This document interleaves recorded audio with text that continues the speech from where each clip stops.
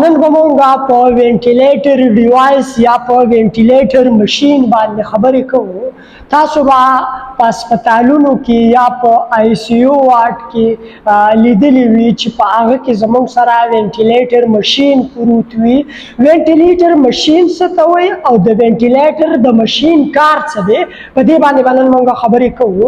ګوره دا وینټیلیټر مشین دا زموږ سره هغه ډیوایس دی چې د دې ډیوایس په ترو باندې کله چې یو انسان ریسپایریټري ډیفیکلټیز ورته وي، مطلب دا چې په ریسپایریټري سیسټم کې چې کله یو انسان ته ابنارملیټیز راشي، نو په دغه وخت کې د انسان د ساه نظام چې کله پیل شي، نو په دغه وخت کې مونږ بیا دغه انسان ته وینټیلیټر ډیوایس لګو او د دغه ډیوایس په ترو باندې مونږ دغه انسان ته اکسیجن او ان کو کاربن ډای اکساید ته اوټ کو.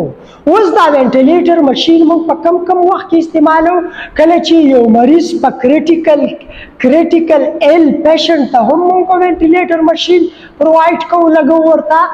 یو انسان چې کله ریسپایریټري سیسټم یې پهله ور طرف ته تللی وي، په دغه وخت کې هم موږ لګو.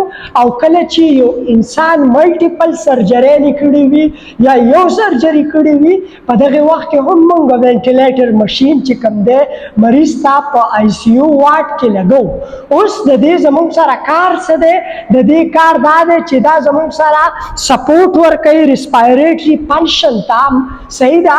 دویم زموږ سره د دې دا کار دی چې دا زموږ سره لنګ ته اکسیجن وړي او د لنګ نه چې کوم دی کاربن ډای اکساید چې کوم دی بهر وباسي. دا زموږ سره د وینټیلیټر مشین کار دی.